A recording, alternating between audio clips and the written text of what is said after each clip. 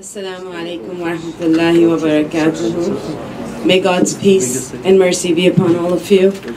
I'd like to first thank my fellow panelists for coming and presenting, as well as the audience members for attending today's roundtable. I hope we will all benefit and continue to benefit from today's discussion. I would also like to thank Dr. Ahmed Alwani for his enthusiastic support for hosting this roundtable, as well as Dr. Amr Abdullah's continued guidance throughout the process. So today I'm going to talk about literacy and reading at a private school in an urban center of the Muslim world, namely Karachi, in Pakistan. So just to tell you a little bit about myself, I grew up in the States.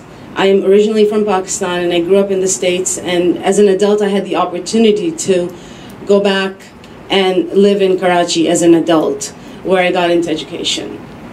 The school that I was involved with was a mid-level private school, so it was neither elite nor low fee.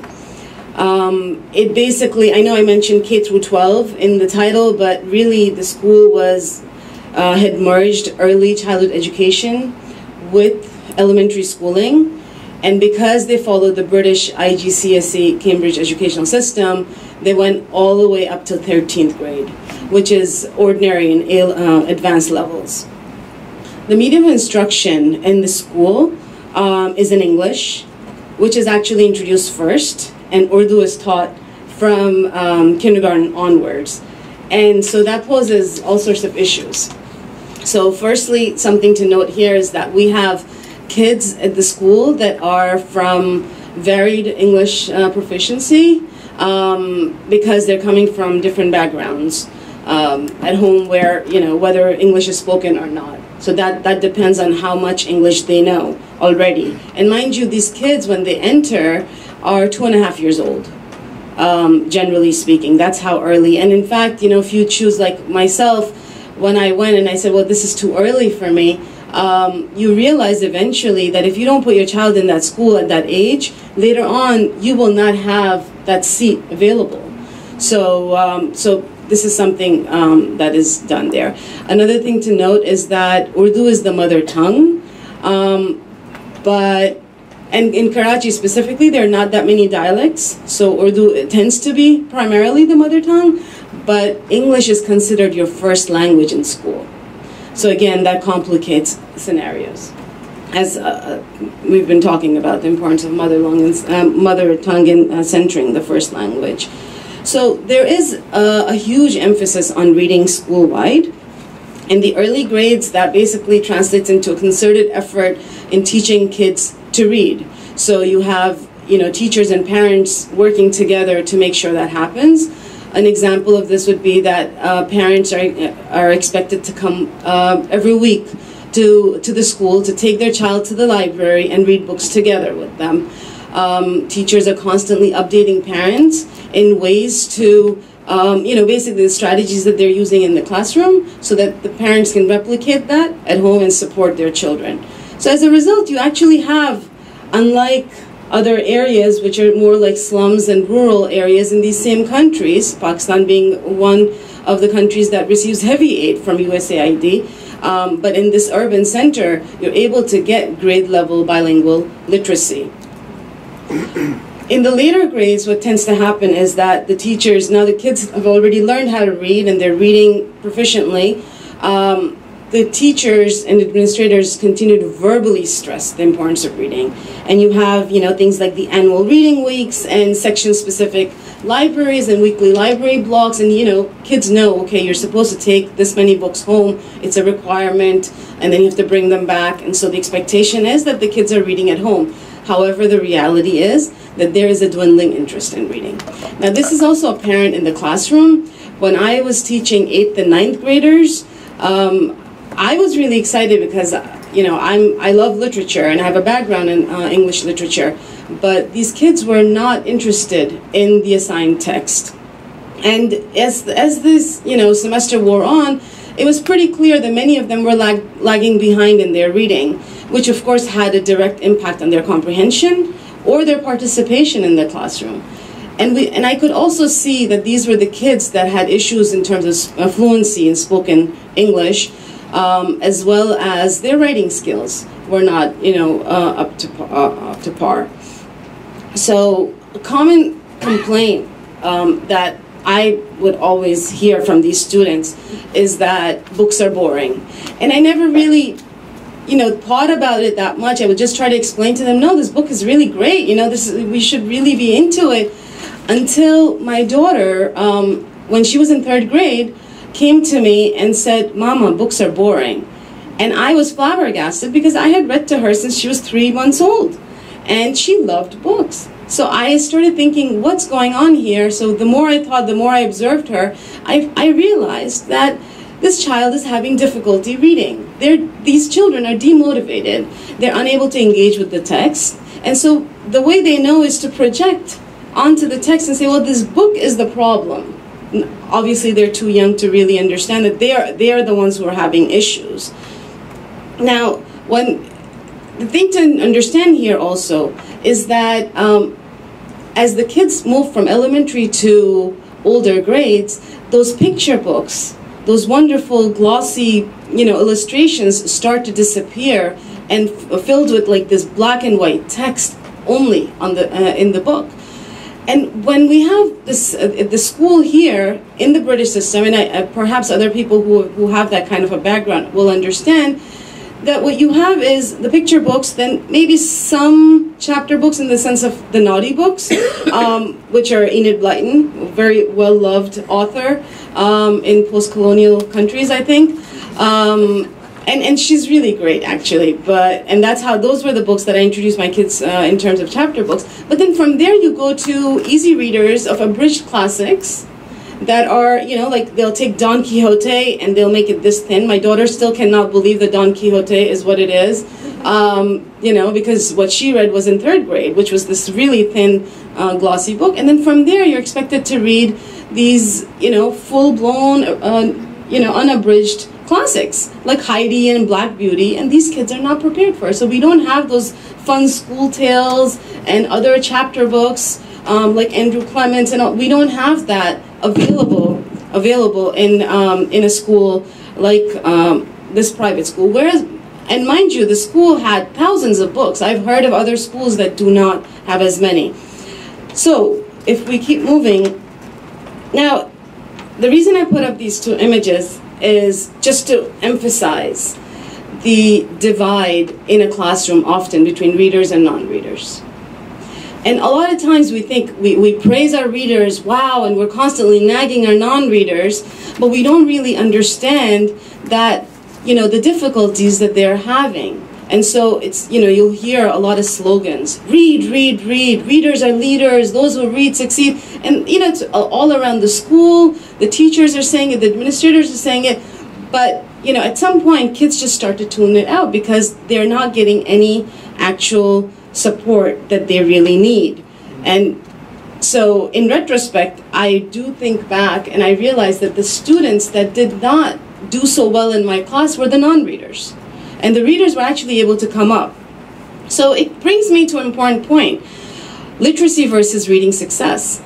That teaching someone how to read is vastly different from inspiring them to want to read. So just as we have the problem in low-income, rural areas and slums where literacy is an issue, in these urban centers where there is high literacy, we don't have reading success, which is directly related to lack of a reading culture. And it's something we keep talking about, oh, there's no reading culture, but we don't really think about why. And this opportunity that I had while I was in Karachi, it also because my own kids I was raising in that same environment, as well as dealing with these students, I really started thinking about what are some ways, what is really going on here that is preventing these high literacy areas from developing a reading culture.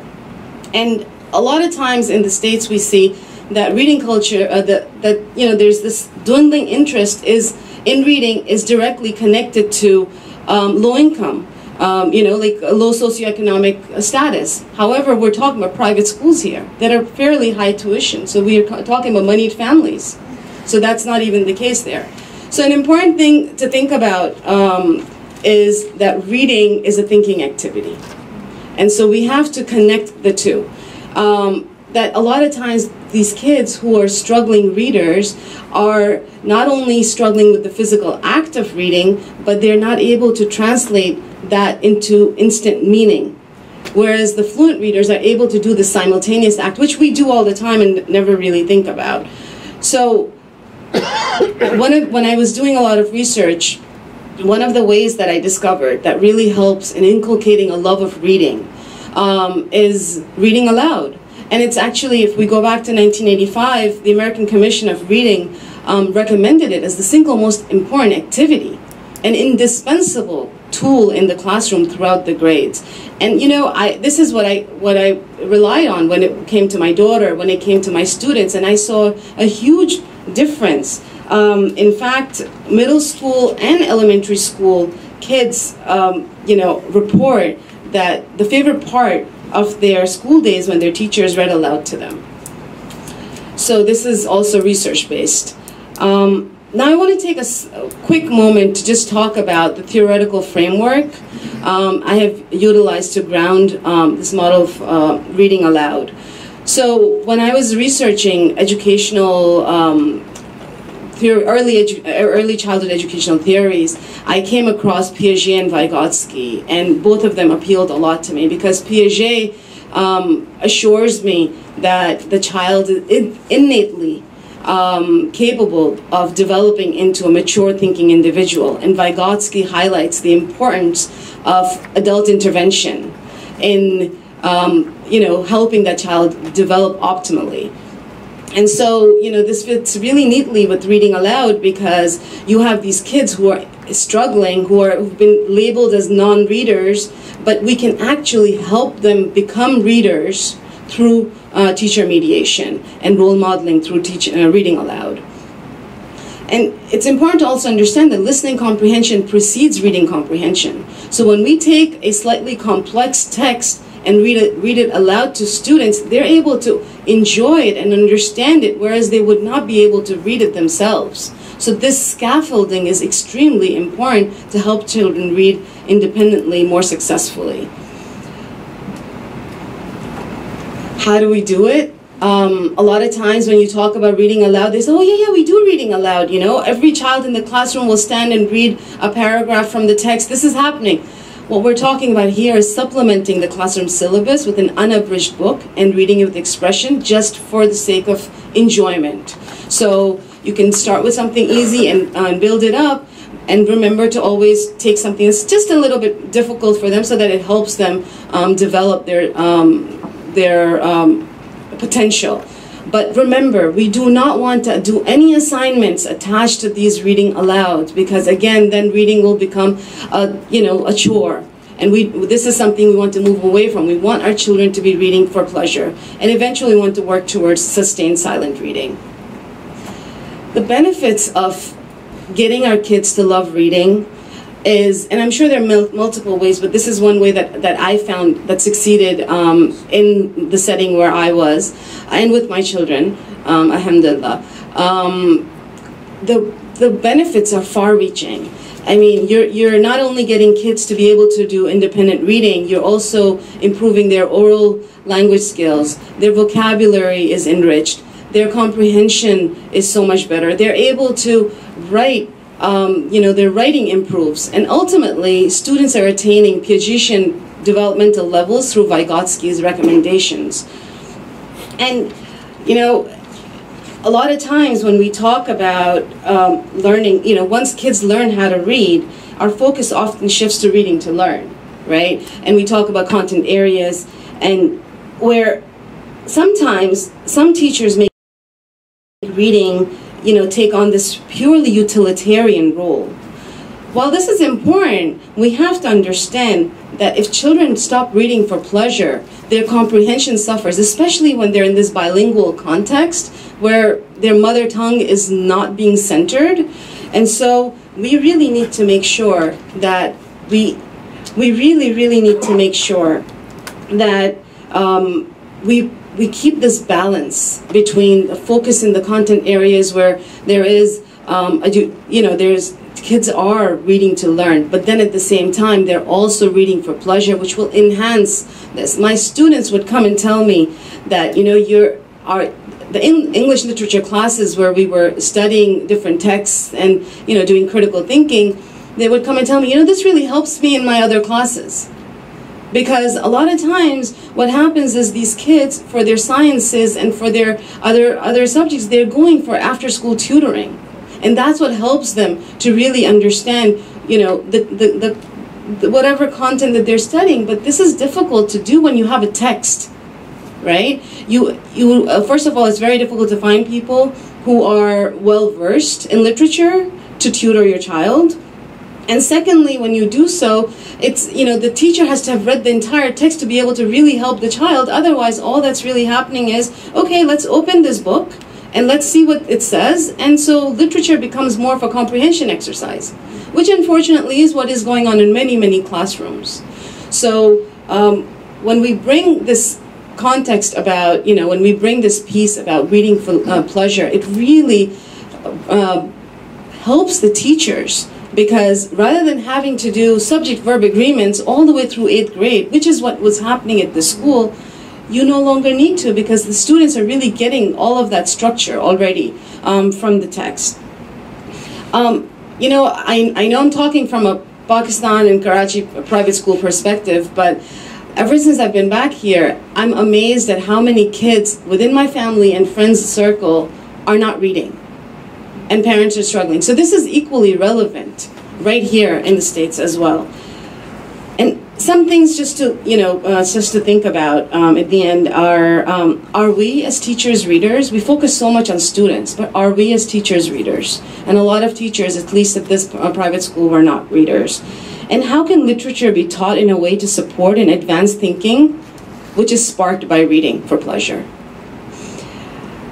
So in the end, I'd just like to wrap up by saying that we often talk about the lack of reading cultures in Muslim societies, but we do not fully understand why this is the case or how we can ameliorate the situation. I hope today's presentation gave you a glimpse of what the ground reality is, as well as how we can improve. Thank you very much.